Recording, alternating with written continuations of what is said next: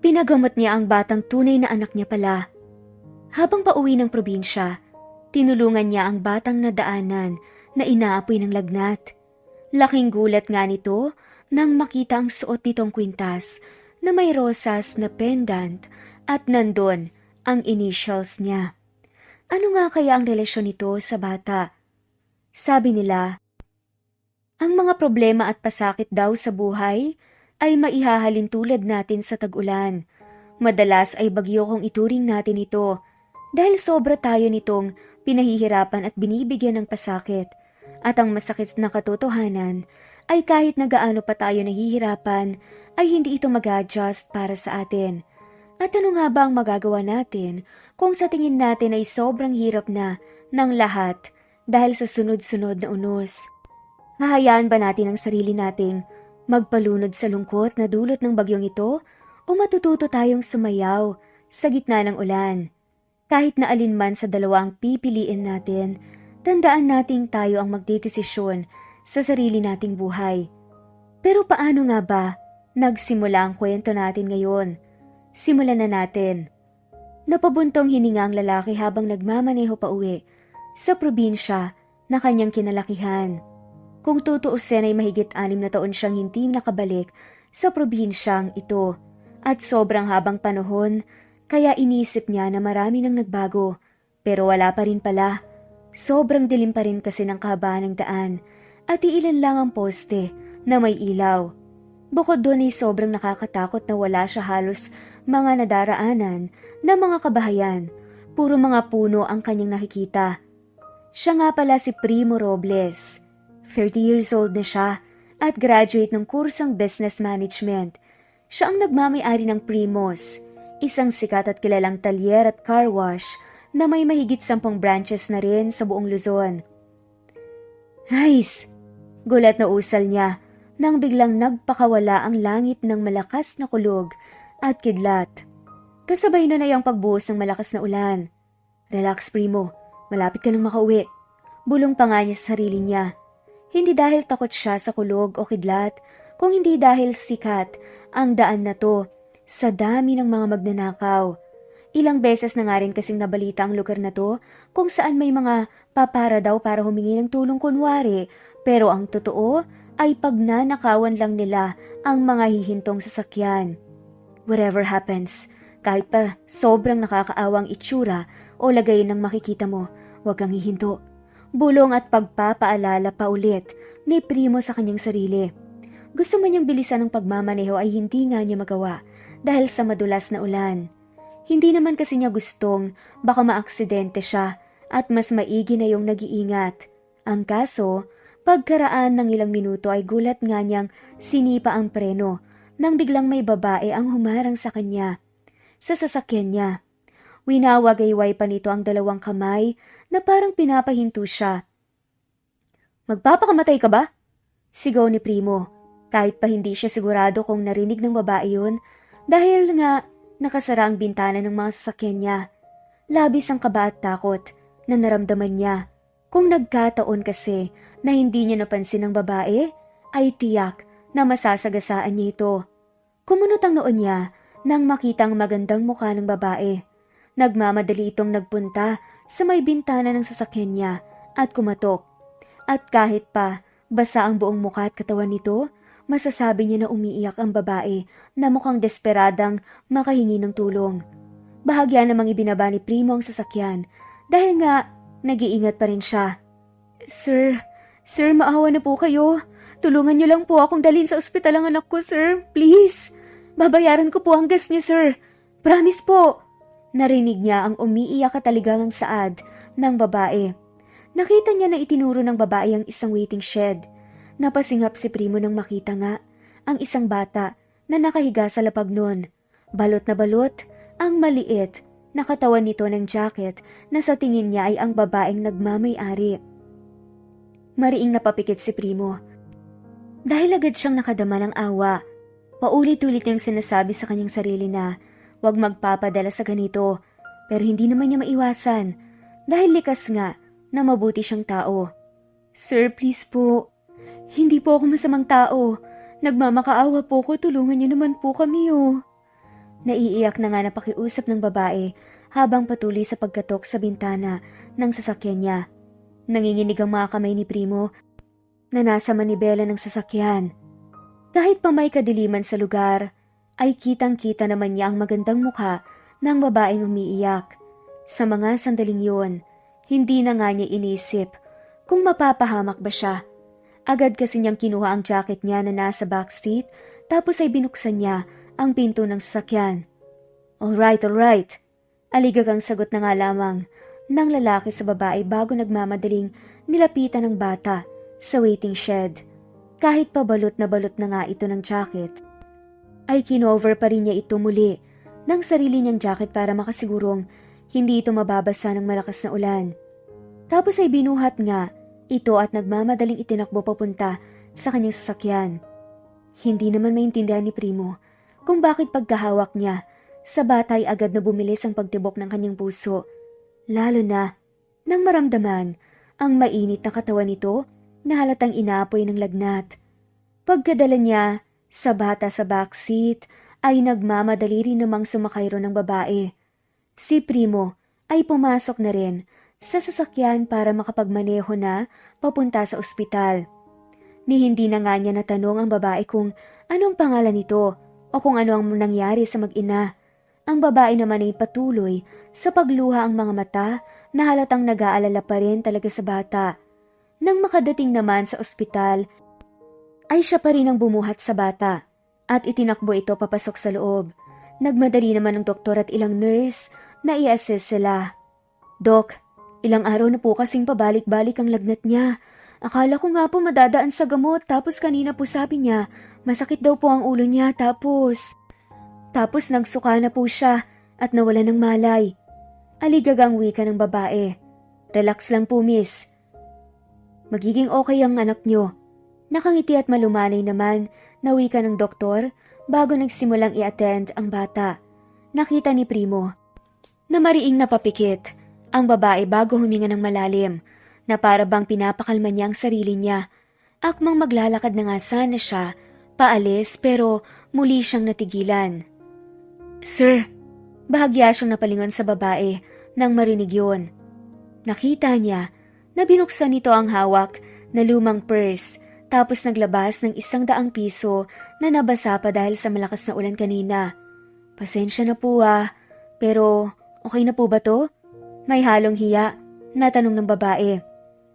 Umiling naman si Primo. Just keep it. Mas kakailanganin niyo yan. Pandagdag pambayad dito sa ospital. Sagot naman niya. Bahagya pa nga siyang nakadama ng konsensya dahil inisip niya agad kanina na masamang tao to. Salamat po ulit sir Pasensya na po kung nabala ko pa po kayo. Wala lang po talaga akong choice. Nahihiya pa rin na wika ng babae. What is your name again? Tanong pa nga ni Primo at hindi niya maintindihan kung bakit kusang lumabas ang tanong na yon sa kanyang isip at bibig. Anika po. Anika Menjola. Mababa ang boses na sagot nito. I'm Primo by the way. Pasensya ka na. Kung nagdalawang isip ako, natulungan kayo kanina. I honestly thought na modus nyo lang yon. Aniya kaya tipid nang umiti ang babae bago tumango. Bakit nga pala kayo nandun? Tanong pa nga niya rito. Taga-kabilang barangay po kasi kami. Bandang dulo na. At dahil wala naman pong masasakyan, naglakad po ako habang buhat siya para makapunta sa ospital. Ang kaso, bigla po kasing umulan. Paliwanag ng babae kaya agad na napangiwi si Primo. 10 kilometers ang dulong barangay mula sa waiting shed kung saan ko kayo nadatnan. Meaning, ganun kalayo ang nilakad mo habang buhat ang anak mo? Hindi makapaniwalang tanong ni Primo. Tipid ulit nang umiti ang babae bago tumango. Wow! Namamanghat hindi makapaniwalang saad muli ni Primo. Lahat naman po siguro ng magulang. Gagawin ng lahat para sa mga anak nila, hindi po ba? Saad ng babae kaya napatango na nga lamang siya. I hope you guys well. Anyways, kailangan ko na rin umalis.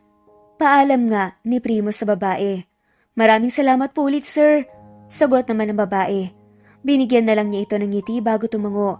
Nagsimula na nga sa paglalakad si Primo at bahagya pa nga siyang napalingon sa bata na inaasikaso pa rin ng doktor. Muli na naman siyang natigilan ng mapansin ang kwintas na suot ng bata. Hindi maintindihan ni Primo kung bakit agad siyang nakadama ng kaba. Ganun na ganun kasi ang itsura ng kwintas na binigay niya dati sa dati niyang kasintahan, maging ang estilong rosas na pendant nito. May problema po ba, sir? Bahagya siyang napalingon kay Anika nang itanong yon. Yung kwintas na suot niya. I think I've seen it somewhere before. Sagot niya rito. Sa mama po ni Primrose yan. Sagot nga ni Anika kaya mas lalong kumunot ang noo ni Primo. Akala ko ba ikaw ang mama niya? Nalilitong tanong nga niya rito. Ako po ang tumayong mama niya. Mula nung baby pa siya. Yung totoong mama po kasi niya, nawala nung isinilang siya. Sagot naman ng babae.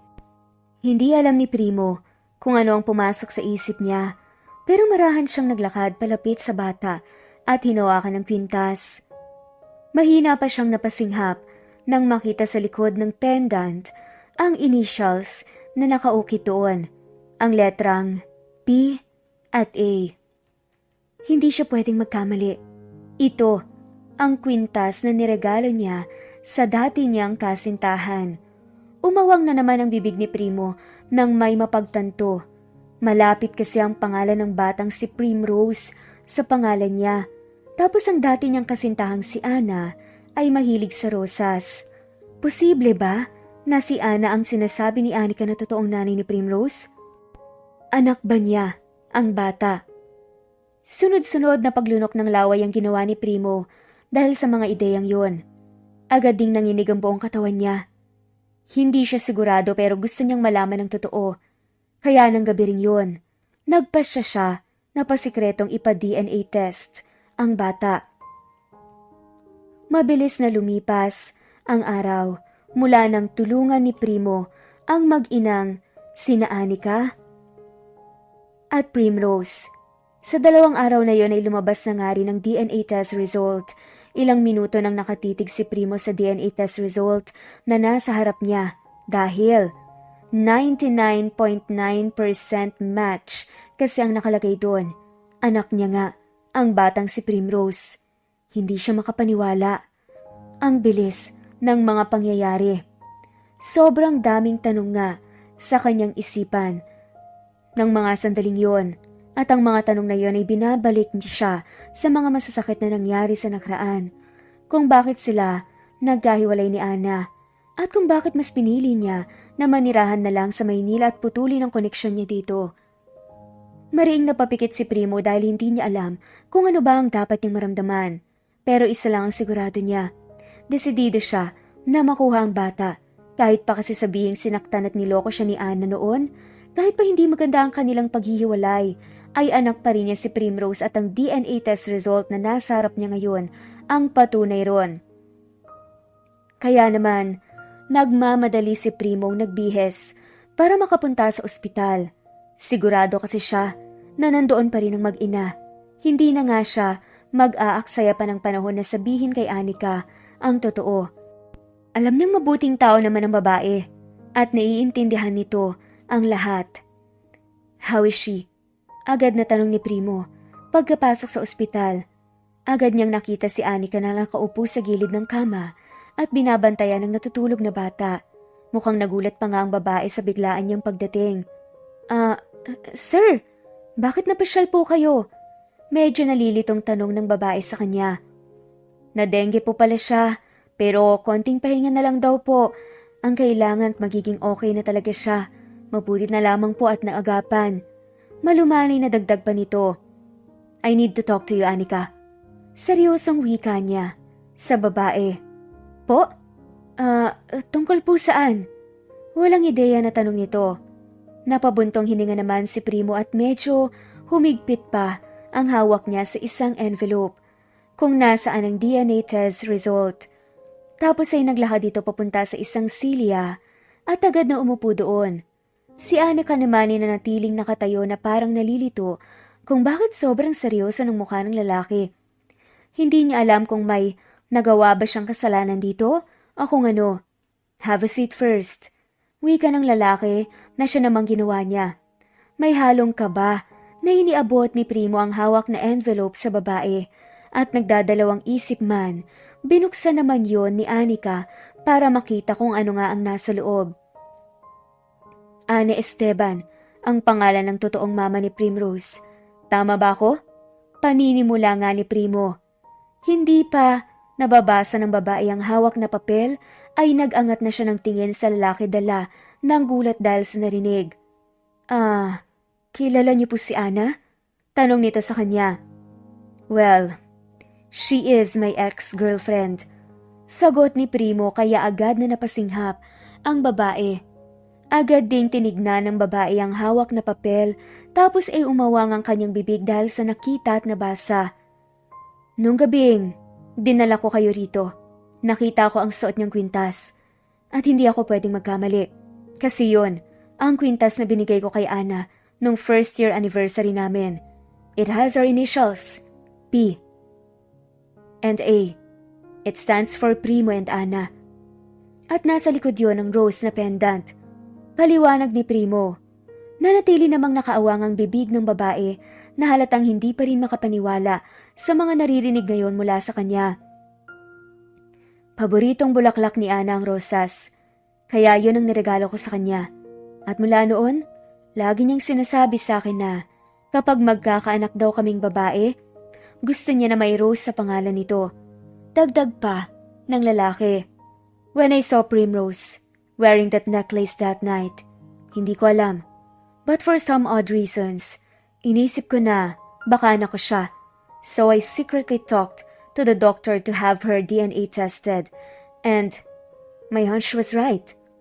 Wika pa nga ng lalaki. Hindi. Umiling na saad ni Anika, tapos ay agad na binalik sa lalaki ang hawak na papel. Paano ko makakasigurado na anak mo nga siya, bukod dito sa papel na ito? Pasensya na sir, pero kahit pa tinulungan niyo kami ng gabing yun, hindi po ako pwedeng basta na lang magtiwala sa inyo. Ang daming modus ngayon ng mga nangunguha ng bata. Kaya, paano kung... Ana Esteban, lumaki siya sa bahay ampunan at the age of 15. Umalis siya doon at nagpa siyang suportahan na lang ang sarili niya. She didn't make it to college dahil hirap siya sa buhay. Kaya nagpa siya siyang magtrabaho bilang entertainer sa bar. For years, that was her bread and butter. Doon din namin nakilala ang isa't isa. Agad na kwento ng lalaki na para bang pinapatunayan niya rito na kilalang kilala niya, si Ana. Antot, ang palayaw niya pero iilan lang ang tumatawag sa kanya noon, mga malalapit na kaibigan lang, at nagagalit siya kapag tinatawag yun sa kanya. May 3 balat siya sa likod na magkakasunod. Yung isa, yung nasa gitna ng ay hugis puso. Dagdag pa nito, tapos ay marami pa nga siyang sinabi tungkol kay Ana, kay Anika. Agad namang may numuong luha sa mga mata ni Anika dahil naniniwala naman siya sa lalaki. Sa totoo lang ay gusto lang niyang makagawa ng paraan para hindi mawala ang bata sa kanya. Ngayong nandito na kasi ang tatay nito, alam niyang kukunin na sa kanya ang bata dahil may mas karapatan naman ito. Noong buhay pa at buntis pa lang si Ana, ilang beses na ring nabanggit sa kanya nito na Primo ang pangalan ng ama ng pinagdadala niya pero hindi nito nabanggit ang apelyido. Nang makilala niya si Primo, nang gabing yon bumalik ang bagay na yon sa likod ng kanyang alaala. Pero inisip na lang niya na marami namang Primo ang pangalan sa buong mundo. Pero bakit? Bakit ngayon pa? I mean, okay naman na kami eh. Medyo mahirap siyang alagaan pero okay lang kami.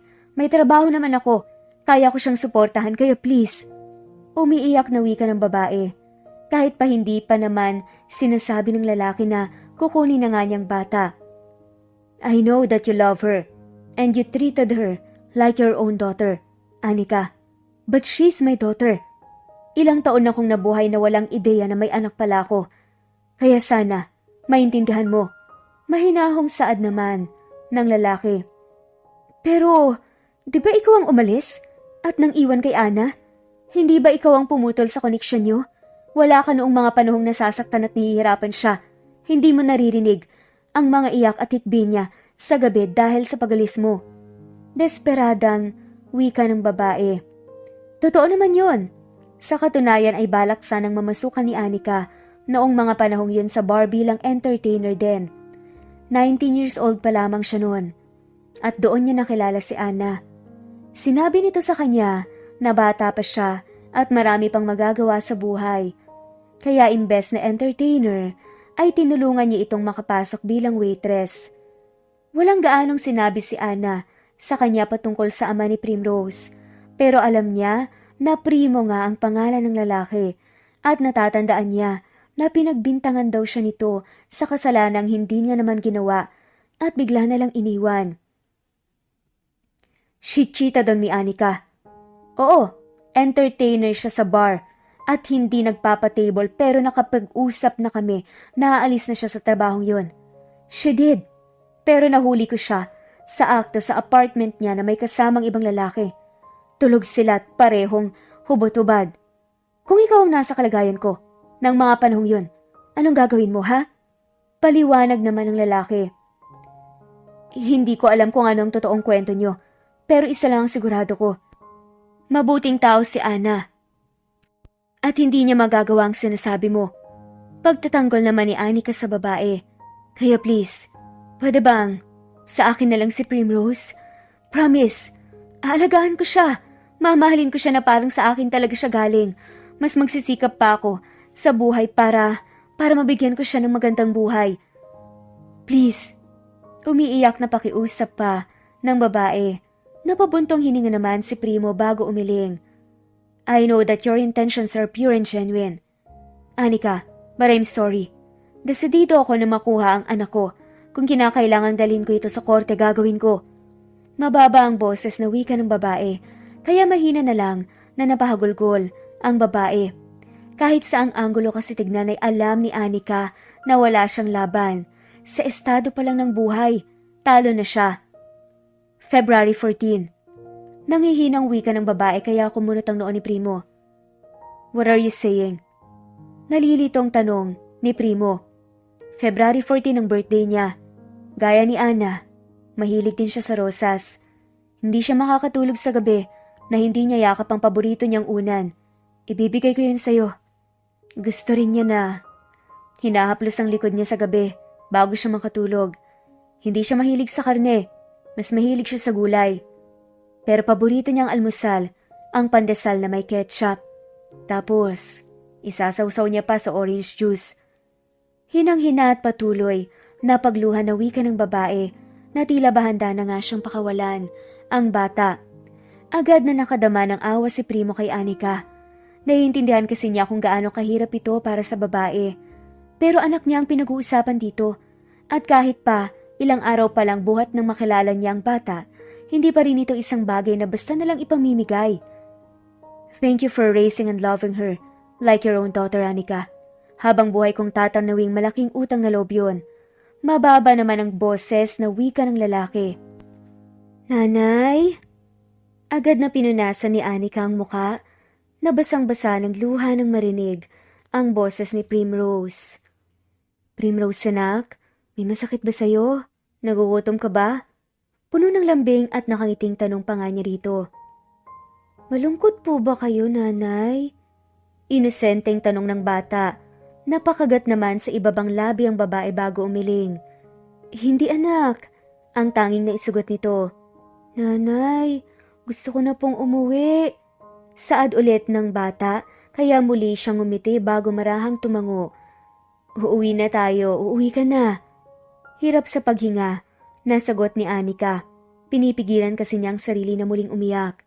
Anak, hindi ba lagi mong tinatanong sa akin kung nasan ang tatay mo?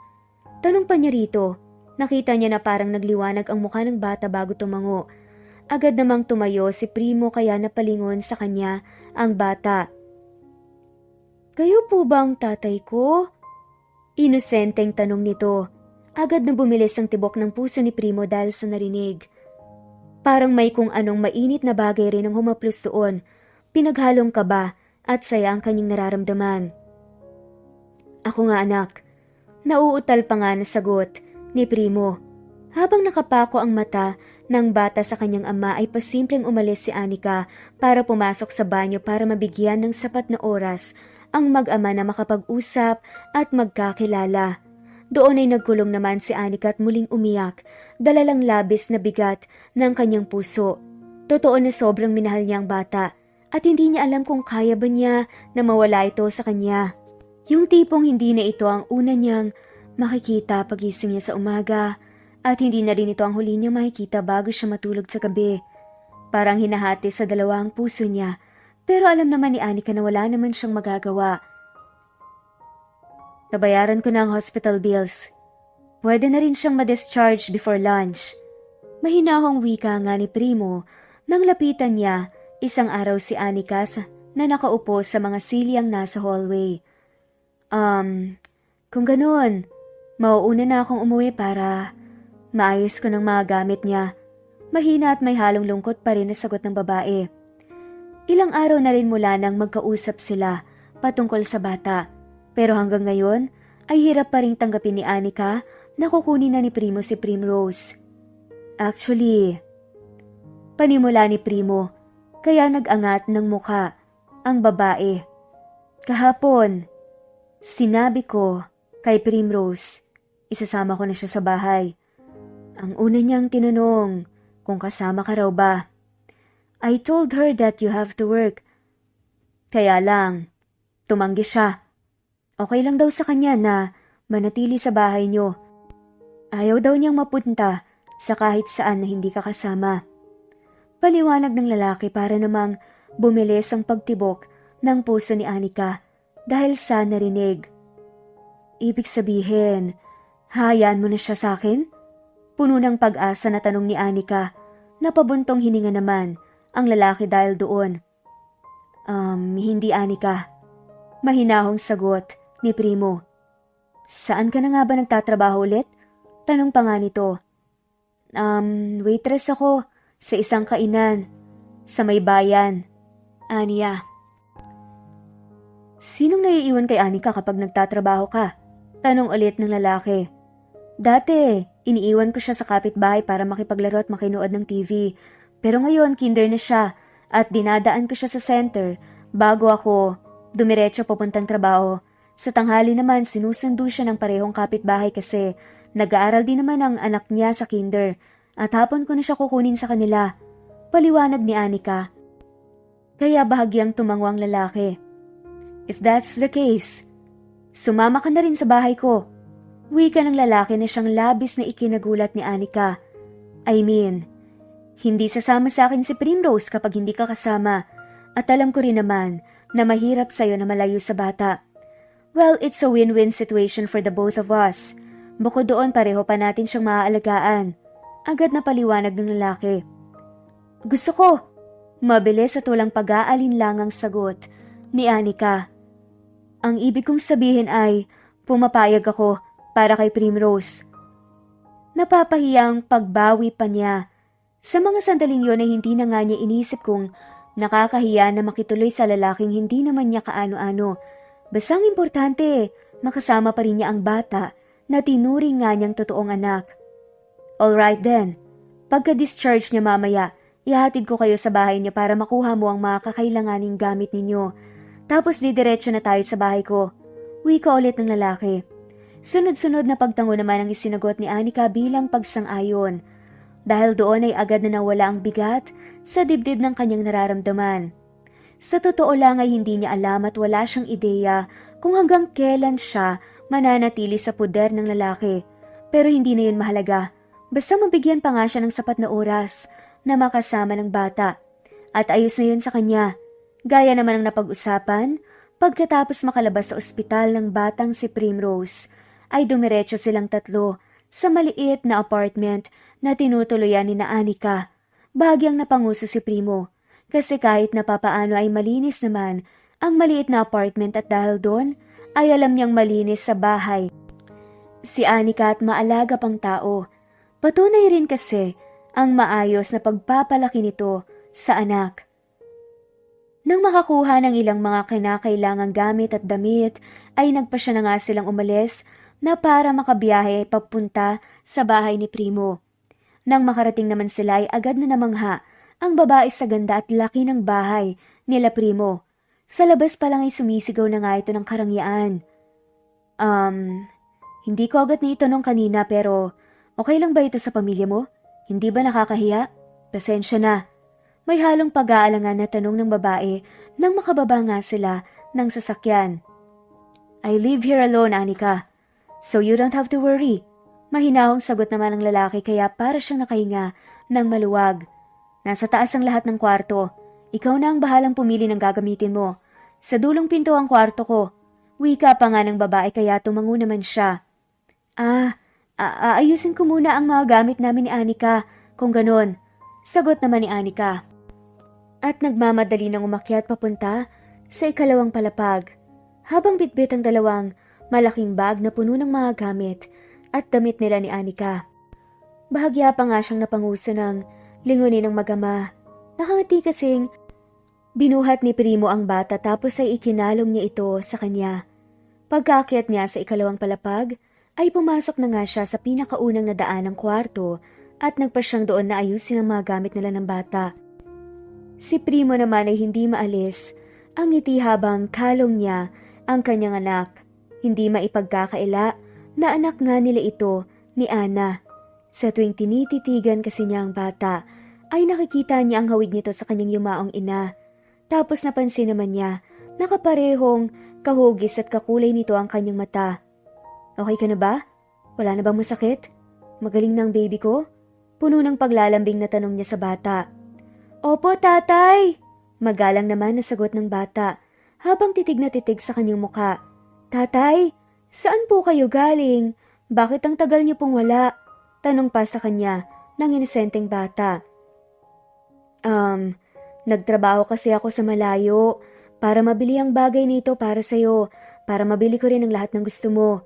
Pagsisinungaling nga niya rito. Aalis po ba kayo ulit? Tanong ulit nito sa kanya.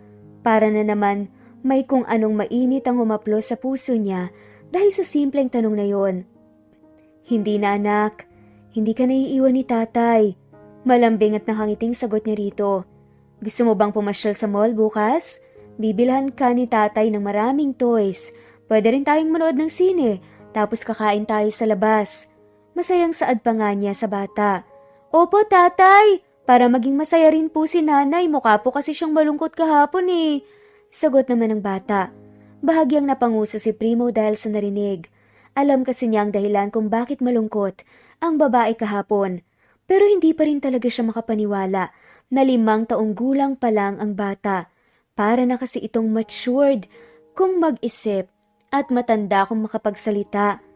Tapos ay hindi na nga siya bulol, kaya alam niya na matalinong bata ito at maganda ang pagpapalaki. Saan pala? May tindahan dito.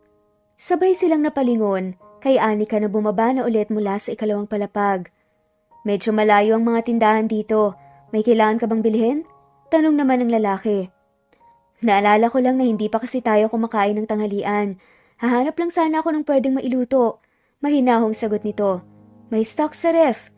May mini pantry rin kasi sa kusina at maraming stocks ng pagkain doon. May mga bagong gamit din for personal hygiene.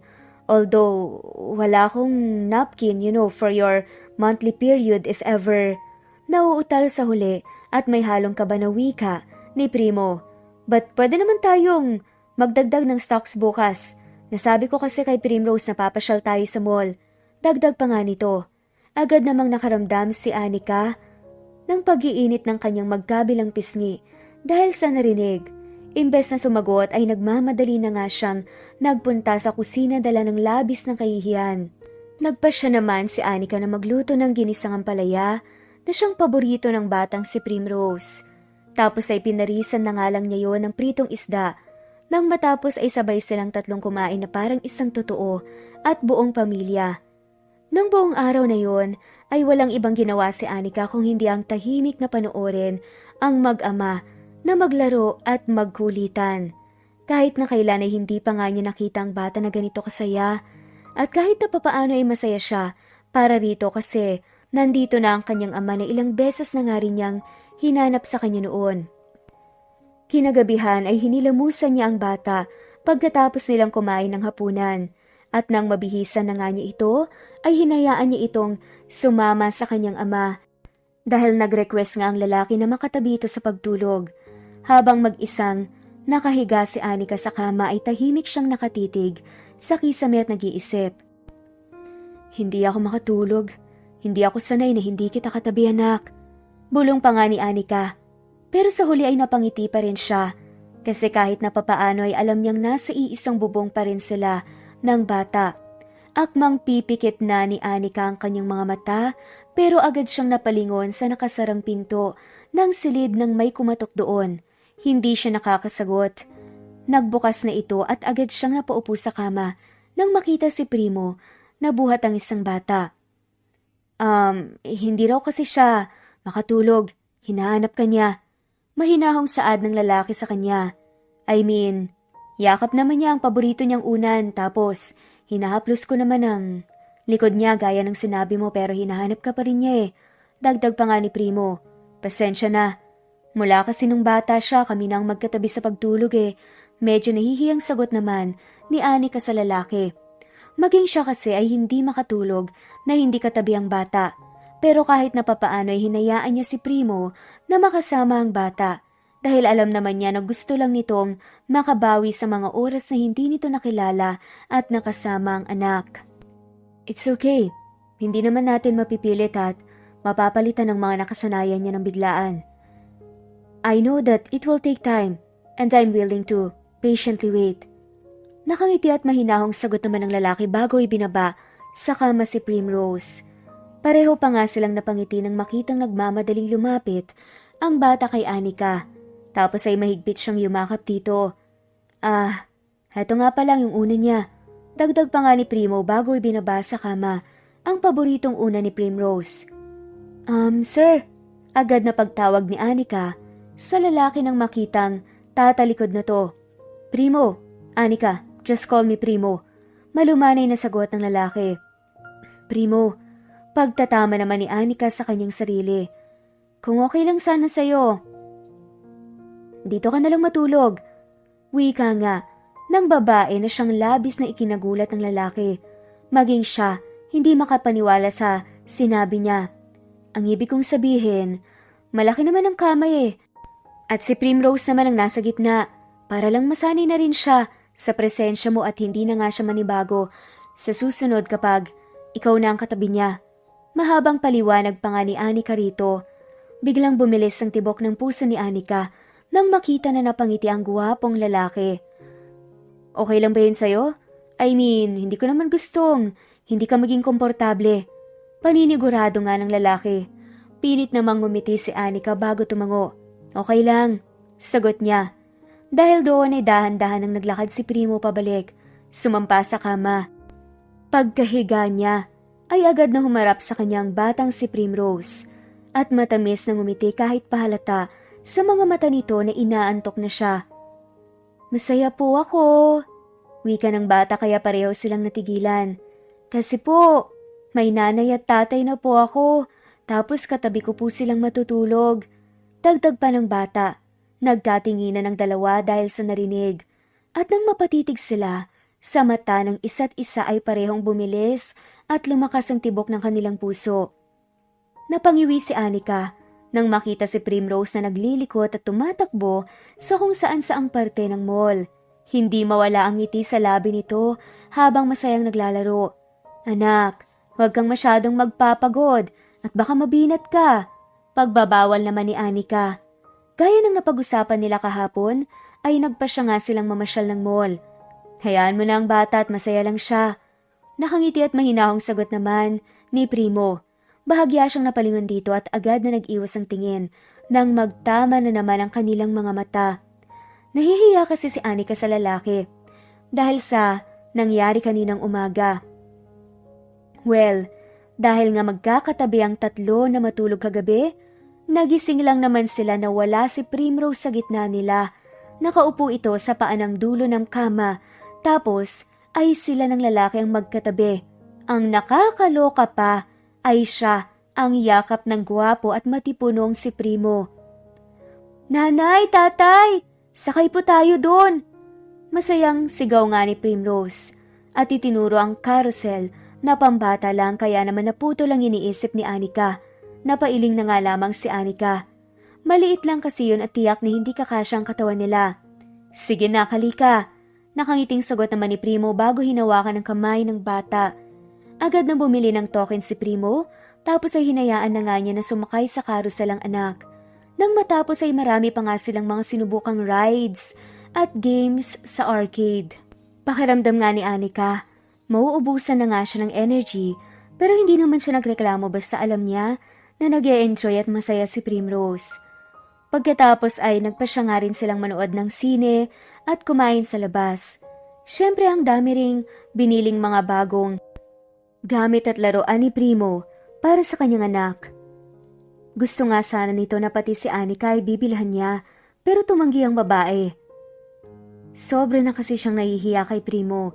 Ang pagpapatira pa lang sa kanya sa bahay nito para makasama rin niya ang bata ay sobrang laking bagay na. Tapos nalilibre pa siya sa pagkain, sa renta, at sa kung ano-ano pang mga gastusin. May kakilala ka ba na gustong mamasukan bilang kasambahay? Tanong ni Primo sa kanya nang nasa sasakyan nga sila at bumibiyahe pa uwi. Naisip ko lang na kapag nagbukas na ang bagong branch ng talyer at car wash ko dito, magiging busy na rin ako. Ikaw nagtatrabaho ka rin, hindi ba? Kailangan natin ng tutulong sa atin sa mga gawaing bahay at mag-aalaga kay Primrose. Maghahatid at sundo sa kanya sa center. Paliwanag ng lalaki. Kaya ko naman. Kaya kong gawin ng mga gawaing bahay. Hindi naman mabigat na trabaho yun eh. Tungkol kay Primrose, pwede ko naman siyang ihatid sa umaga bago ako dumiretso sa trabaho gaya ng dati. At kung hindi naman siya makakaabala sa trabaho mo, baka pwedeng sunduin mo na lang siya ng tanghali. Basta may laruan o libro siya o nanonood ng TV, hindi naman siya maglilikot. Tapos dadaanan ko na lang siya ng hapon sa opisina mo. Mahabang sagot ng babae. Ang mga gawaing bahay lang kasi ang alam ni Anika na magagawa niya para kahit papaano ay maibsan ang hiyang nararamdaman sa pagtuloy sa bahay nito ng libre.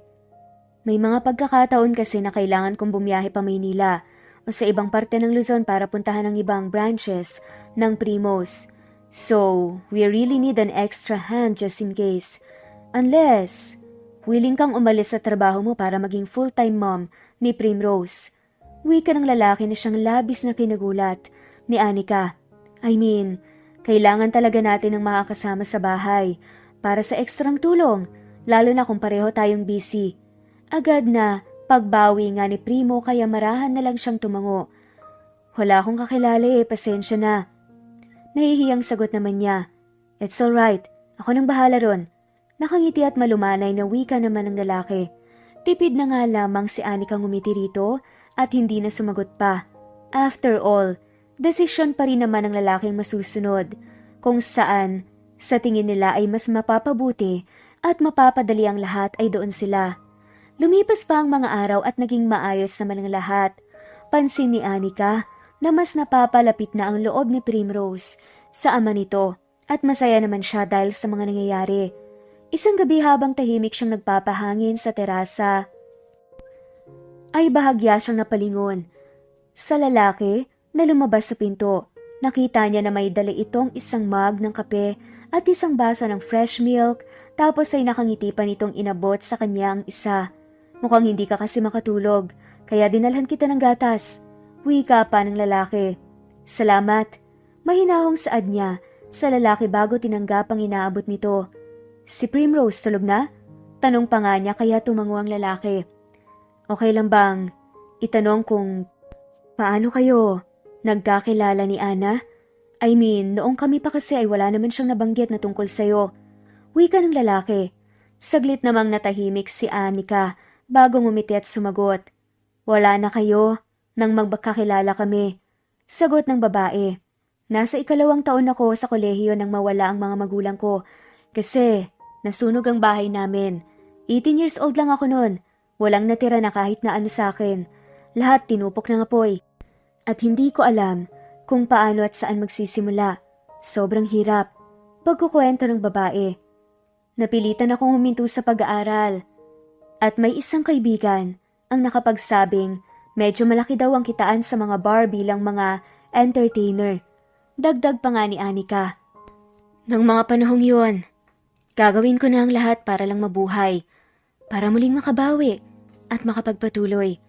Kasi kahit na gaano pa kahirap at kasakit ang mga nangyari sa akin, alam ko na yun ang gusto ng mga magulang ko na gawin ko. Doon ko nakilala si Ana. Siya ang nag-encourage sa akin na huwag ituloy ang balak ko, na huwag daw akong gagaya sa kanya. Kahit pa hindi naman siya nagpapatibol sa mga lalaki, maling desisyon pa rin daw na nagtrabaho siya sa bar na yun dahil nga basta na lang siya minamaliit at tinuhusgahan ng ibang tao, lalo na ng pamilya ng lalaki na minahal niya. Sabi niya bata pa raw ako at marami pang magagawa sa buhay. Mahabang dagdag pa nga ni Anika. Tahimik namang nakikinig ang lalaki sa kanya. Nang malaman niya na wala akong matutuloy ang bahay, nagpasya siya na isama ako sa apartment niya. Tapos ay pinasok niya ako sa bar bilang waitress kahit pa hindi na siya nagtatrabaho doon ng mga panahong iyon. Naging mabuting magkaibigan kami at doon ko na rin nalaman na buntis siya. Ilang beses na rin niyang nabanggit sa akin na Primo daw ang pangalan ng ama nang dinadala niya. Pero hindi niya binanggit sa akin ang apelyido mo. May isang beses ko siyang tinanong kung bakit mo siya iniwan. Ang sabi niya, napagbintangan daw siya sa kasalanang hindi niya ginawa. Galit ka nga raw sa kanya kasi inakala mong niloko kanya. Dahil nakita mo raw siya na may kasiping na ibang lalaki. Kahit pa hindi niya alam kung paano nangyari yun. Hindi mo raw siya pinakinggan at mas pinili mo na tapusin ang lahat sa inyo at putulin ang koneksyon niyo. At basta mo na lang raw siyang tinalikuran. Pagkukwento nga ni Anika. Gustong-gusto niyang sabihin sa'yo ang tungkol kay Primrose. Pero hindi naman niya alam kung papaano. Hindi rin niya alam kung saan kanya hahanapin. Dagdag pa nito. Naniniwala ka ba na hindi niya ako niloko? Kuryosong tanong naman ni Primo. Agad nang umiti ang babae bago tumango. Hindi man kami matagal na magkakilala ng mga panahong yun, pero isa lang ang sigurado ko. Mabuti siyang tao at hindi siya sinungaling. Sagot naman ng babae. Alam mo, natatandaan ko bago siya manganak ay pinuntahan siya ng isang ginang. Mirabel ata ang natatandaan kong pangalan. Saad pa ng babae na siyang labis na kinagulat ni Primo. At tita ko siya. Anong sinabi niya? May halong kaba na tanong ni Primo. Mula kasi noon ay ayaw na ng kanyang tita Mirabel kay Ana dahil nga daw hindi maganda ang naging trabaho nito. Mula nang mawala ang mga magulang ni Primo ay ang kanyang tita Mirabel na ang nagalaga sa kanya. Kaya kahit na papaano ay malaki ang pasasalamat at respeto niya dito. Natatandaan ko lang na sinisisi ni Ana yung ginang na sinabi niyang siya ang nag-set up sa kanya para sirain kayong dalawa. Tapos sarkastiko lang na tumawa yung ginang at sabi na tama nga siya kasi daw hindi niya kailanman matatanggap si Ana para sa'yo dahil nga madumi daw siyang babae at kasalanan daw niya na nagpabuntis siya sa'yo at wala ring napala sa huli. Wika ulit ni Anika kaya agad na napasinghap si Primo. Hindi kasi siya makapaniwala na makakayang gawin yon ng kanyang tiyahin dahil alam niya na kahit papaano ay mabuti itong tao. Pero alam na alam niyang nagsasabi ng totoo si Anika dahil nga kilala niya ito. At bakit pa sadyang nakipagkita ang tiyahin niya kay Ana? Gayong alam nitong hiwalay na sila, hindi ba? Madalas ay naririnig ko si Ana na umiiyak kapag gabi pero wala akong magawa kasi alam ko na hindi niya gustong kawaan ko siya. Sa umaga lagi siyang nakangiti na parang okay lang ang lahat kahit pa halatang nahihirapan naman siya. Nang isilang niya si Primrose, hindi kinaya ng katawan niya at bumigay siya. Mula nun, ako na ang tumayong nanay ng bata. Dagdag kwento nga ni Anika. Alam mo bang ako ang nagbigay ng pangalan kay Primrose? Tanong pa nito na muling kinagulat ng lalaki. Ha? Ano ang ibig mong sabihin? Laging sinasabi ni Ana na mahilig siya sa rosas at kapag nagkaanak daw siya na babae gusto niya na may Rose ang pangalan. Tapos naalala ko na nabanggit niyang Primo ang pangalan ng ama ng baby. Kaya yun, pinagsama ko ang pangalan mo sa paborito niyang bulaklak. Doon ko nabuo ang Primrose. Pagkukwento ni Anika, kaya tipid na napangiti si Primo. That's a wonderful name. You did great. Papuri pa nga nito. Ganun pa man ay hindi pa rin makapaniwala si Primo sa mga narinig na kwento mula kay Anika. Kahit pa sabihing mabuting tao ang kanyang tiyahin, hindi nakakapagtaka na may kinalaman nga ito sa paghihiwalay nila ni Ana noon. Agad na nakadama ng sakit at panghihinayang si Primo. Iniisip niya na kung noong mga panahong yon ay pinagkatiwalaan at pinakinggan lang sana niya si Ana. Ngayon kaya't masaya at magkasama pa rin sila. Hindi niya alam pero sobrang dami ng panghihinayang na kanyang nararamdaman. Kahit palaging sinasabi ng iba na may rason kung bakit nangyayari ang mga bagay, hindi pa rin niya maiwasang isipin na sana ay may ginawa man lang siya. Magpapahinga na nga pala ako. Salamat sa gatas. Nakangiting wika nga ni Anika pagkaraan ng ilang minutong katahimikan. Anika, agad na pagtawag naman ni Primo kaya muling natigilan si Anika. I just want to say, thank you. Mahinahong wika nga nito, sabay na pangiti. Para saan? Tanong naman ng dalaga. Para sa pagkukwento sa akin ng mga bagay na to. Para sa pagtayong ina mo kay Primrose. Para sa pagbibigay sa kanya ng magandang pangalan. Para sa pagpapalaki mo sa kanya ng mabuti at pagmamahal sa kanya na parang sa'yo talaga siyang galing. Maraming salamat sa lahat ng magagandang bagay na ginawa mo. Seryoso at puno ng sinseridad na sagot ng lalaki. Ginawa ko lang ang alam kong tama. Mahina ang boses na sagot naman niya. Sa tingin mo ba, galit sa akin si Ana? Dahil sa mga bagay na hindi ko nagawa para sa kanya? Dahil sa dami ng pagkukulang ko sa kanya noon? Tanong pa ng lalaki. Agad namang ngumiti si Anika bago umiling. Gaya ng sabi ko, mabuti siyang tao. Hindi ka man humingi ng tawad, kusa kanyang patatawarin. Nakangiting sagot ni Anika. Sa tingin mo ba, magagalit siya sa akin kung hahalikan kita? Seryosong tanong ulit ni Primo, kaya agad na umawang ang bibig ni Anika. Saglit na natahimik ang babae dahil sa narinig. Muli na naman siyang napatitig sa malalim at mapupungay na mga mata ng lalaki at nariyan na naman ang mabilis at malakas na pagtibok ng kanyang puso. Hindi niya alam ang isasagot sa tanong nito. Akmang mag-iiwas na siya ng tingin pero mabilis na lumapit sa kanya ang lalaki at sa isang iglap ay inangkin na nga nito ang kanyang mga labi. May parte sa isip ni Anika ang nagsasabing mali ito. Gusto niyang itulak ito palayo. Pero nagtaksil sa kanya ang kanyang isip at katawan. Kalaunan kasi, nang halik, nahanap na lang niya ang kanyang sarili na sinusuklian ang matamis. Ngunit mainit na paghalik sa kanya ng gwapong si Primo. Sa mga sumunod pang mga araw, hindi alam ni Anika kung paano haharapin ng maayos at hindi naiilang si Primo dahil sa halik na naganap sa pagitan nila ng gabing yon. Ganun pa man ay pansin naman niya ang pagngiti ng lalaki sa tuwing magkakasalubong sila, maging ang bawat kilos nito na may halong pag-iingat at boses na may halong lambing sa tuwing magkakaharap at mag-uusap sila. Sa kabilang banda aminado si Primo na sobra siyang bothered sa mga narinig mula kay Anika ng gabing yon. At oo, sobra nga siyang nakakadama ng pagsisisi dahil hindi niya nagawang ipaglaban ng babae na una niyang minahal. Pero iniisip na nga lamang niya na kahit pagaano siya parusahan ng sarili niya, kung sakali ay wala na rin namang magbabago. Kaya naman itinuturing na lang niya ang nangyari ni isang aral na natutunan niya sa isang sobrang hirap na paraan. Sa ngayon ang gusto na lang niya ay ang mas mag-focus sa mga bagay sa kasalukuyan na alam niyang importante. At yun ay ang anak niya at ang babae na tumayong ina nito na si Anika. Oo, sa loob ng ilang linggo na nakilala at nagkasama sila ng babae, aminado nga si Primo sa kanyang sarili na mabilis na hulog ang loob niya rito. Kapag kasama niyang babae bumibilis at lumalakas ang tibok ng kanyang puso at tila ba sobrang gaan lang lahat. Anika, may gagawin ka ba bukas? Tanong ni Primo sa babae. Isang gabi, habang abala ito sa paghuhugas ng mga pinggan nila. Wala naman. Day off ko bukas.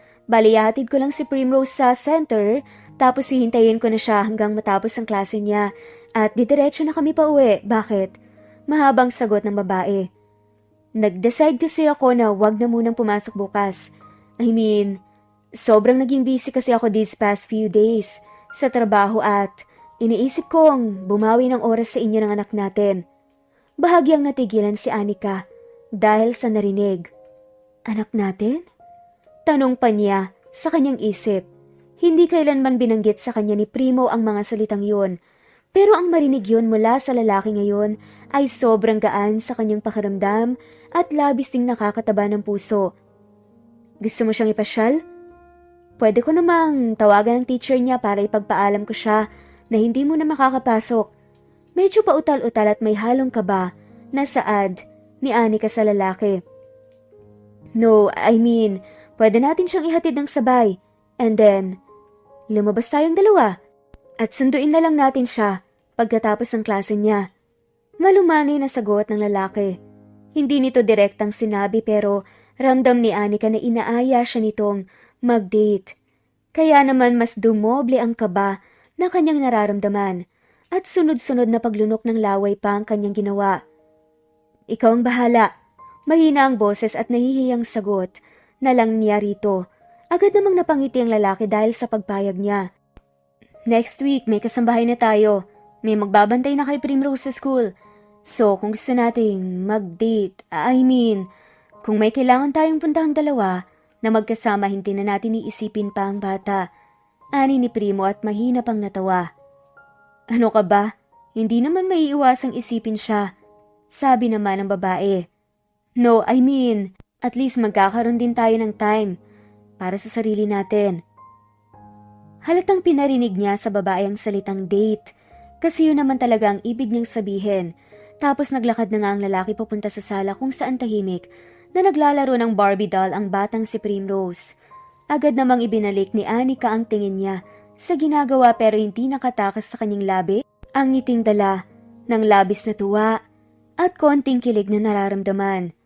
Mula nang mawala si Ana at siya ang tumayong ina ni Primrose, hindi naisip ni Anika kailanman na darating siya sa punto na mapapakilig siya ng isang lalaki. Aminado naman siya na may mga nanliligaw sa kanya nitong mga nakarang taon. Ang iba ay mga naging katrabaho sa resto na pinagtatrabahuan. Ang iba naman ay mga naging customers nila at binabalik-balikan siya sa resto.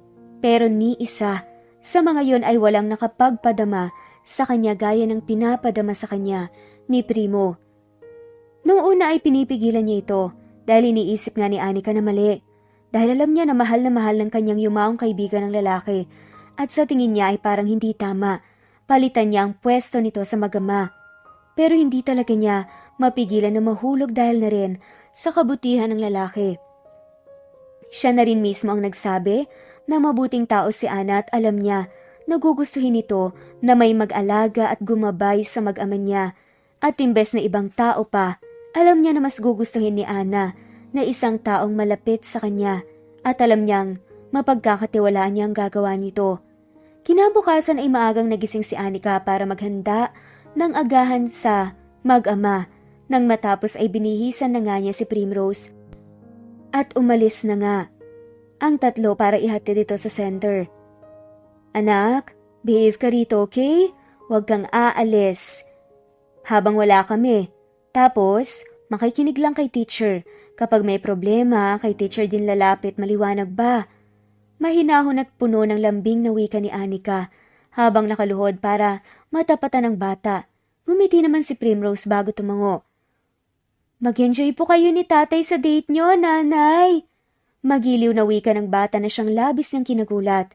Alam naman kasi niya na matalino si Primrose pero hindi niya inakala na alam nito na sasabihin ang bagay na yon. Gulat na napalingon si Anika kay Primo. Nakita niyang nakangiti ang lalaki na parang tuwang-tuwa pa sa narinig. Pero nang makita ng lalaki na tinitignan siya nito, ay agad itong tumayo nang maayos at nag-iwas ang tingin na parang umaakto na wala siyang alam kung paano natutunan ni Primrose na sabihin ang bagay na date. Anak, alis na kami ni nanay. Yung mga bilin niya, wag mong kakalimutan, okay? Malambing na wika naman ni Primo, bago marahang yumuko at hinalikan sa pisngi ang bata. Pagkatapos nun ay mahigpit naman na niyakap ni Anika ang bata, at nang makapasok na ito sa loob ay nagpasya na silang umalis. Ikaw ba nagturo ng salitang yun kay Primrose? Ang date? Tanong nga ni Anika sa lalaki nang nasa sasakyan na sila. Hindi matalino lang talaga siya. Agad na depensa naman ni Primo kaya napangiwi siya. Alam kong matalinong tao siya, pero alam ko rin na wala pa siyang ideya sa date na yan. Giit naman ang babae. Okay, fine. Aamin na ako. Nagtanong lang naman kasi siya kanina kung aalis daw ba tayo. Kaya ang sabi ko, magde-date tayo. Tapos tinanong niya kung ano ang date. Kaya pinaliwanag ko. Paliwanag nga ni Primo. Anong pinaliwanag mo? Bakit pagkaramdam ko hindi ko magugustuhan ang naging paliwanag mo sa kanya, Aber? May halong pambibintang na wika naman ng babae at humalakak. Ang sabi ko, kapag date, lumalabas ang dalawang tao na gusto o mahal ang isa't isa para sa hinaharap, para magkaroon sila ng baby. Pilyong sagot ni Primo, kaya literal na napanganga si Anika. Gusto daw niya ng kapatid Dagdag pa nga ni Primo. Pakiramdam ni Anika ay napapaso na ang magkabilang pisngi niya dala ng labis na init. Sa tingin nga niya ay mukha na nga siyang kamatis ng mga sandaling yon, dala ng labis na pamumula ng kanyang mukha. Nakakaloka ka. Naibulong na nga lamang ni Anika at nag-iwas ang tingin. Namumula na kasi siya.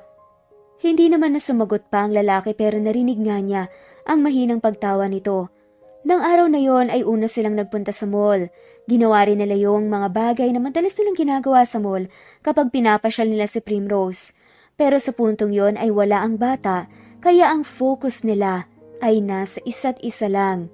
Pagkatapos nga nilang manood ng sine, ay naglakad-lakad sila sa department store at supermarket habang nagkukwentuhan at naghahanap na rin ng mga pwedeng bilhin.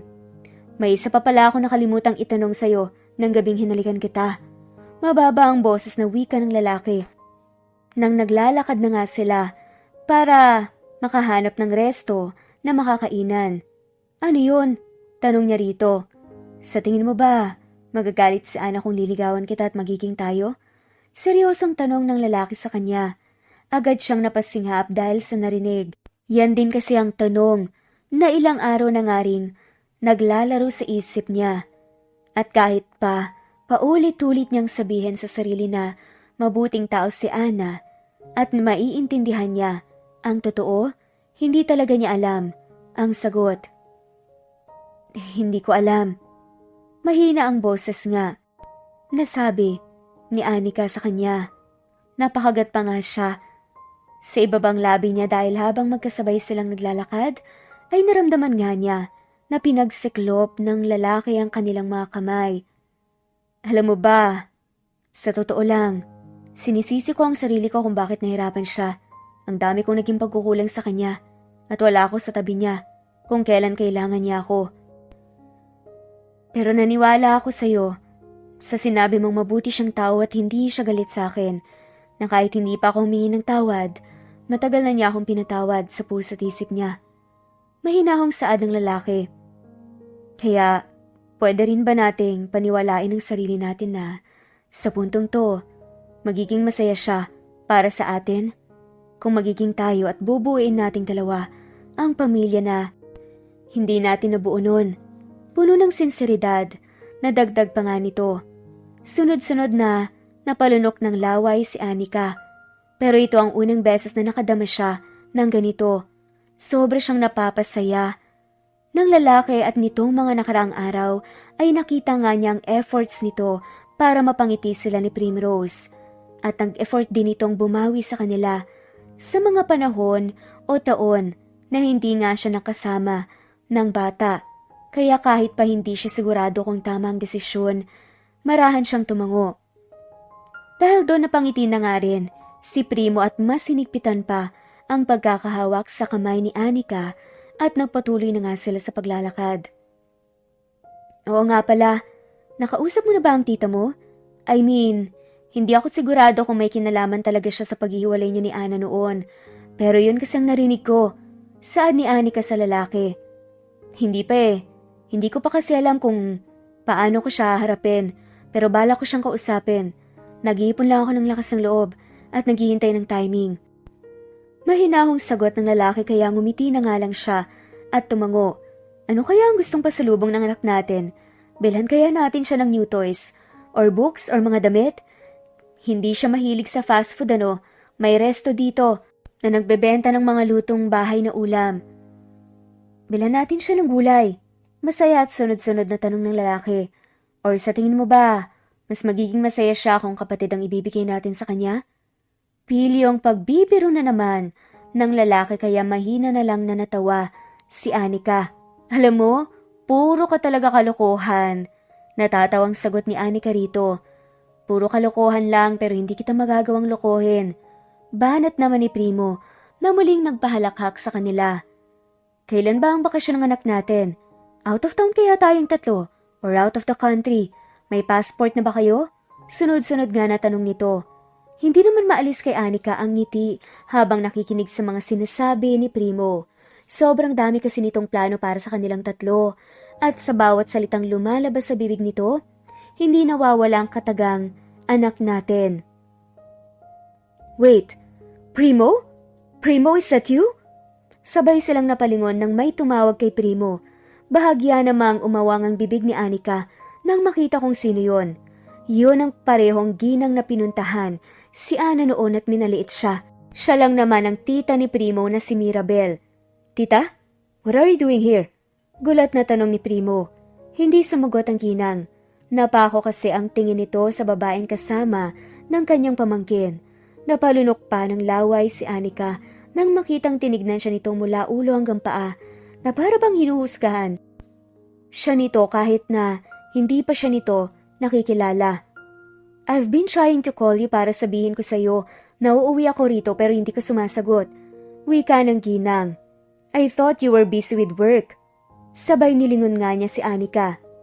Pagpapakilala naman ng lalaki, she's Anika and she's my girlfriend. Matigas nga at buong confidence na pagpapakilala ni Primo kay Anika. Girlfriend, I see. Tumatangong sagot naman ng ginang. Anong tinapos mo sa kolehiyo? Anong pinagkakabalahan ng mga magulang mo? What do you currently do for a living? Sunod-sunod na tanong nga ni Mirabel sa babae. Matagal na pong wala ang mga magulang ko. Hindi rin po ako nakapagtapos. Hindi na nagawang tapusin pa ni Anika ang sasabihin dahil nagsalita ng lalaki. She's not required to answer your questions, Sita. I'm sorry. Wika nito. Sarkastiko namang natawa ang ginang bago na pailing. Relax, I'm just asking her harmless questions. So why are you making it sounds like I'm a villain here? Tanong naman ni Mirabel. Hindi po ba? Wala pa ring emosyong tanong ng lalaki. Agad namang natahimik ang ginang dahil doon. Okay, fine. I'll stop asking your girlfriend some questions now, okay? Anyways, it's a good thing na nagkita tayo rito. Tutuloy ako sa bahay mo pansamantala habang nandito ako. Hindi maganda ang pakiramdam nito sa sinabi ng tita ng lalaki. Marami pong hotel sa bayan na pwede mong matuluyan. Hay, mali na rin ba ngayon na pasyalan ko ang pamangkin ko? Tanong pa nga ni Mirabel. Fine, tanging naisagot na nga lamang ni Primo at napabuntong hininga. Naging tahimik ang pagkain nila dahil doon. Nang matapos naman kumain ay nagpasya na nga silang umalis para masundo ang batang si Primrose sa center. Mabuti na nga lang at may kasamang driver ang ginang kaya hindi na ito sumabay pa sa kanila sa sasakyan. Nakalimutan mong sabihin sa tita mo ang tungkol kay Primrose. Wika ni Anika nang nasa biyahe sila. Hayaan mo siyang masorpresa. Sumasagot ako kanina pero medyo nang pipigil pa ako. Sa bahay ko siya kakausapin mamaya. Seryosong sabi naman ni Primo. Sa totoo lang, natatakot ako sa tita mo. Ayaw ko kasing mangyari sa akin yung nangyari kay Ana noon. Pag-amin nga ni Anika. I know. I'm sorry that we have to go through this. Pero hindi ko nahahayaan na makialam pa siya ngayon. Poprotektahan kita. Kayo ni Primrose. Bagay na hindi ko nagawa kay Ana noon. Just trust me. Pakiusap naman ng lalaki at tipid na lang siyang ngumiti bago tumango. Nang masundo na ang bata ay dumiretso na nga sila pauwi. Wala pa ron ang tita ni Primo. Ganun pa man ay hindi pa rin maalis ang kabang nararamdaman ni Anika. Ganun na lang kasi katalim magsalita ang ginang. Nanay, gusto ko pong kalabasa. Pwede po bang kalabasa ang ulam natin? Malambing na tanong ng batang si Primrose nang nasa loob na nga sila ng bahay. Sabay silang nagkatinginan ni Primo. Dahil sa nangyari kanina ay nakalimutan nilang ipang take out ng lunch ang anak nila. Oo naman anak, ipagluluto ka ni nanay, okay? Malambing na sagot niya sa bata. Aakyat lang ako at magbibihis. Nakangiting paalam naman ni Primo kaya tumango na lang siya. Ang batang si Primrose naman ay agad na dumiretso sa mga laruang nasa sala. Siya ay naglakad na papuntang kusina para makapagluto na. Abala si Anika sa pagluluto nang biglang magbukas ang pinto ng bahay at agad naman siyang nakadama ng kaba nang makita doon ang tita ni Primo. Natigilan pa nga ang ginang nang unang bumungad sa kanya, si Primrose. Ay, see? Bukod pala sa'yo, nagsama ka rin ng isa pang palamunin ni Primo rito. Pasensya na po pero anak po siya ni Primo. Giit naman ni Anika. Anak mo? Na pinapaangkin mo sa kanya? You mean? Nanunuyang tanong naman ito habang mayabang na nakingisi. Anak ko. Agad na sagot ni Primo na pababa ng hagdan. Anak namin siya, ni Ana Esteban. Do you remember her? Walang emosyong dagdag pa nga nito. Nakita nilang pareho kung paano umawang ang bibig ng ginang na parang nagulat sa narinig. Noon pa lang alam mo nang magkakaanak kami, pero hindi mo sinabi sa akin. Why is that, tita? Tanong pa nga niya rito. I don't know what you're talking about. I don't even know her. Agad na sagot nga ni Mirabel. Primrose anak, akyat ka muna sa kwarto at magbihis, okay? Mamaya na maglalaro ha? Mahinahong pakiusap naman ni Anika na agad nilapitan ng bata. Hindi kasi niya gustong masaksihan ito ang mga pwedeng mangyari. Masaya namang ngumiti ang bata at tumango bago naglakad papunta sa ikalawang palapag. Alam ko na ang lahat, tita. So you don't have to lie.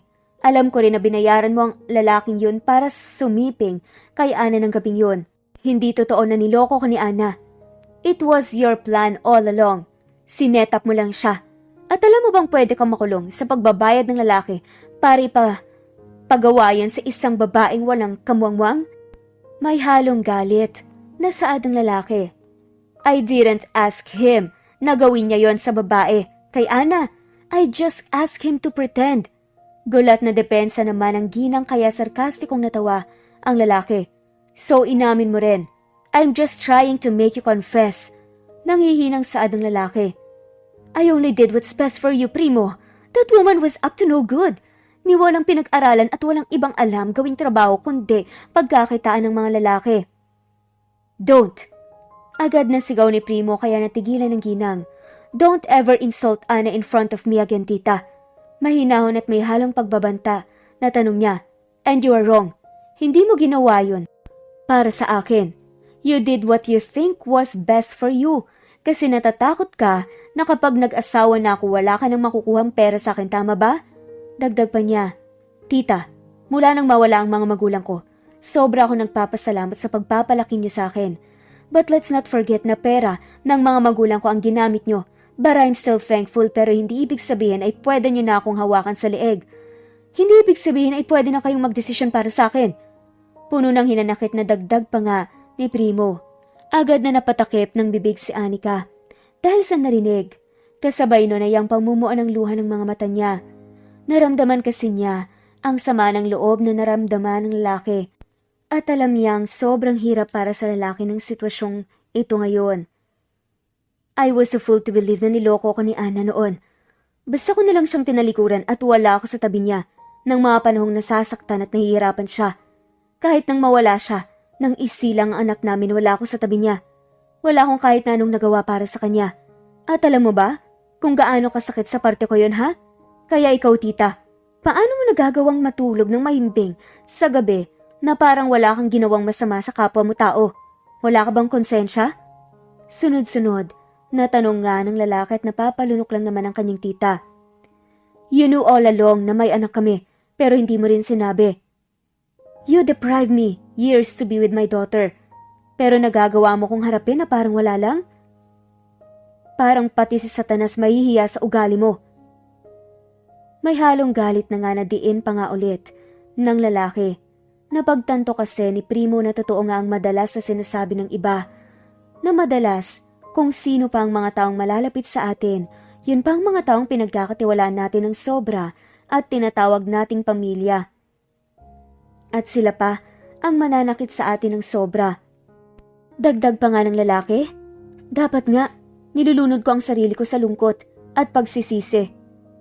Dahil nakinig ako sa inyo dati.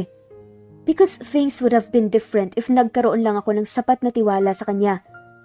Pero hindi ko ginawa.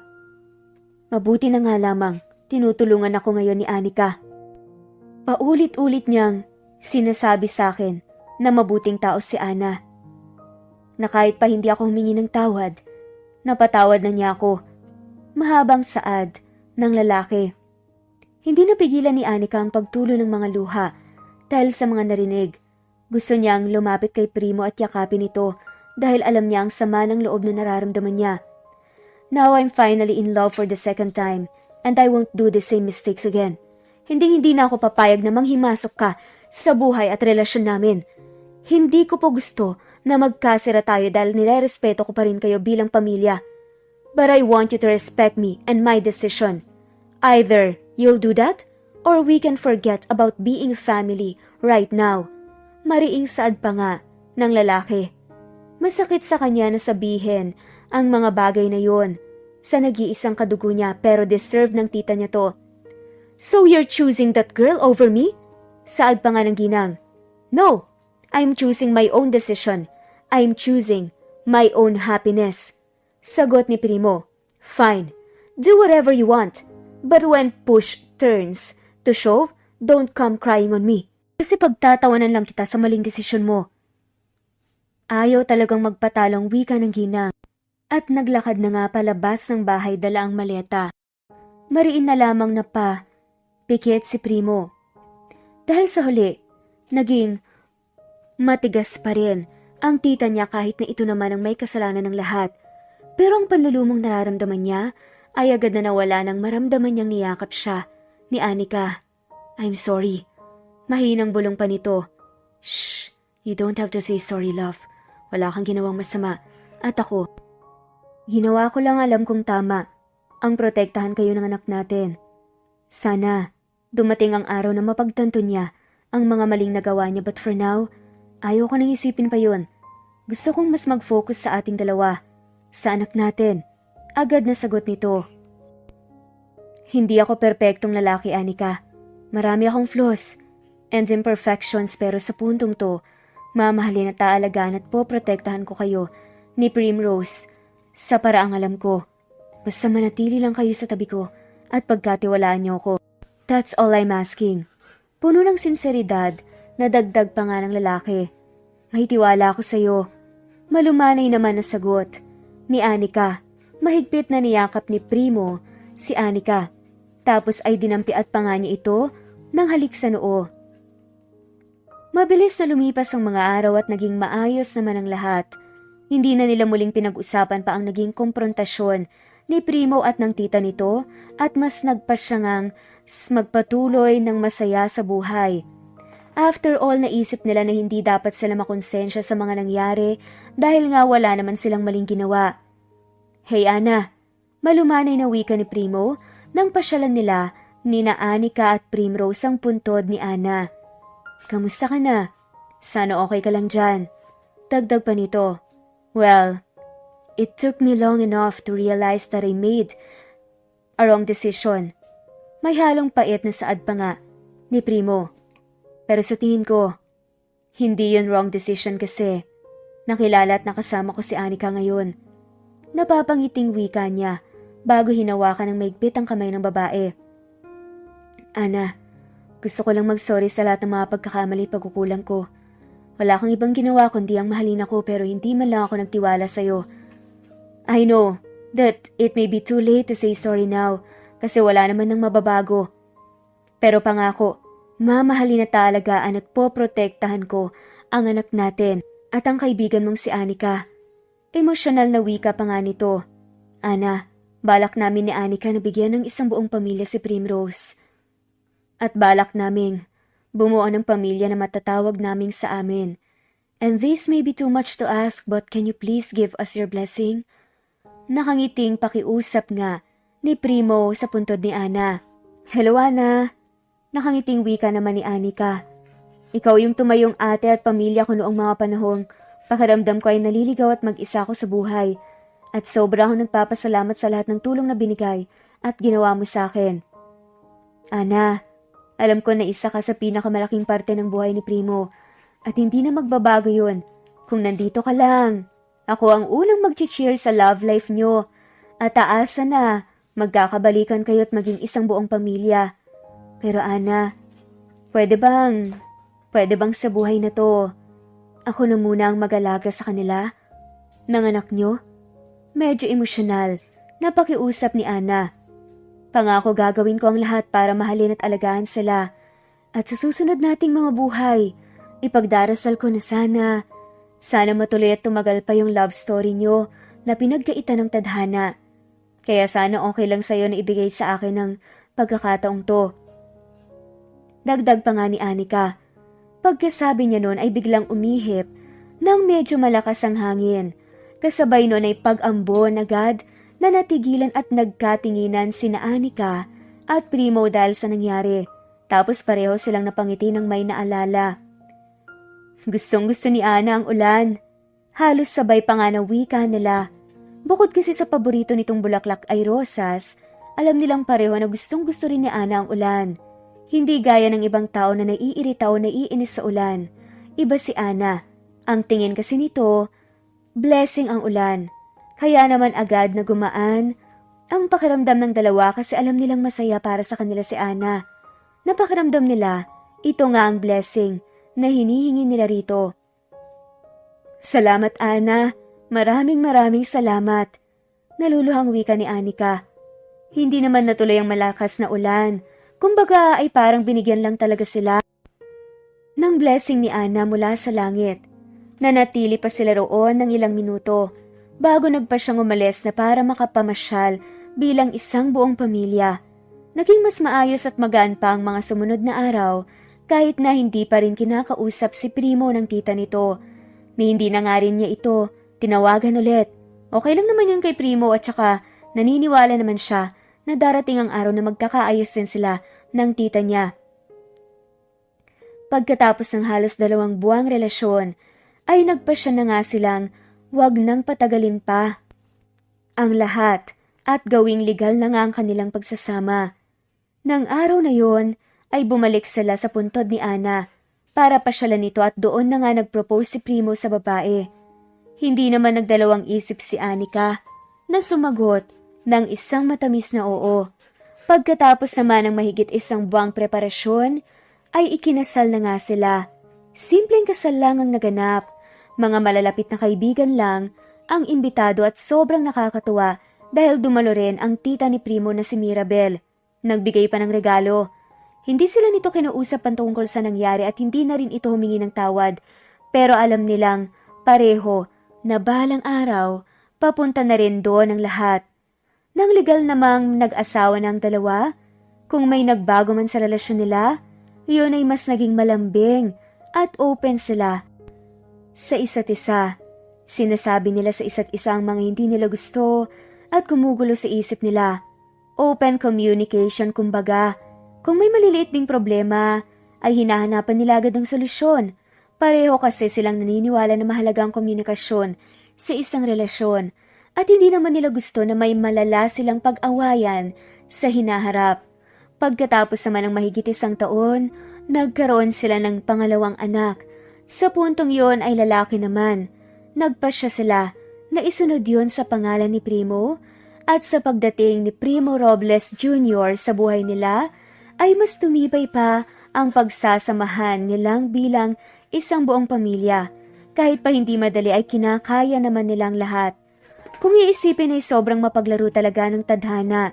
Sino nga bang mag-aakala na makikita ni Primo sina Anika at Primrose Sa madilim at maulan na daan ng gabing yon, sa sobrang laki ng mundo at sa sobrang dami ng mga tao rito, hindi nila pareho inakalang konektado pa pala sa nakaraan ng lalaki ang dalawa. Maging malupit man ang tadhana sa atin, gagawa at gagawa pa rin ito ng paraan para makabalik tayo sa lugar o kung minsan ay may mga tao na matatawag nating tahanan. Ang insidenteng nangyari ng maulang gabing yon ay isa ring patunay na may blessing pa rin na dulot ang bawat ulan. Hindi man natin madalas na makikita o nararamdaman, pero ang mga blessing na iyon ay lagi lang nariyan. Maraming natutunan sina Anika at Primo sa mga kwentong nangyari sa buhay nila. Ang ilan sa mga aral na yon, una, huwag tayong magdalawang isip na tumulong. Dahil kapag nagbigay tayo ng tulong na bukal sa ating puso, kahit hindi natin hilingin ay tiyak, nababalik sa atin ang kabutihang iyon balang araw. Pangalawa, matuto tayong magpatawad at syempre, humingi ng tawad. Mas magaan kasi sa pakiramdam kapag alam mong wala kang mabigat na dinadala. Hindi naman kasi kabawasan sa pagiging tao natin kung aaminin natin ang ating mga pagkakamali. Pangatlo, huwag tayong matatakot. Nabitawan ng lubid na hinihila lang tayo pabalik sa masakit na nakaraan at pagsisisi. Sa huli kasi, tayo rin ang mahihirapan. Minsan ay mahirap.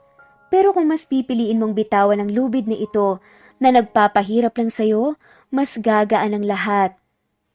At huwag nating ipagkait sa sarili nating maging masaya. Maiksi lang ang buhay at kung alam nating wala naman tayong ginagawang masama o inaapakang tao, huwag tayong matatakot na maging masaya o piliin ang mga bagay na alam mong ikasasaya mo. Lagi rin nating tandaan na pagkatapos ng ulan, laging may bahaghari. Sana gaya nila, marami rin kayong natutunan sa kwentong ito. Muli, maraming salamat po sa pakikinig. Hanggang dito na lang po. At ito ang Cat Amazing Stories PH. Shoutout po sa mga sumusunod. Kidim Tez, Boy Buko Vlogs, Jazz Root Channel, Augustus Rafanan, Ning Rafanan, Presbyteros Rose, Juvelin Romero, Ana Jean Patalita, Tuway Pawikan, Marites Katili, at shoutout na rin po sa lahat ng mga walang sawang sumusubaybay. Maraming salamat po at muli, God bless po sa ating lahat.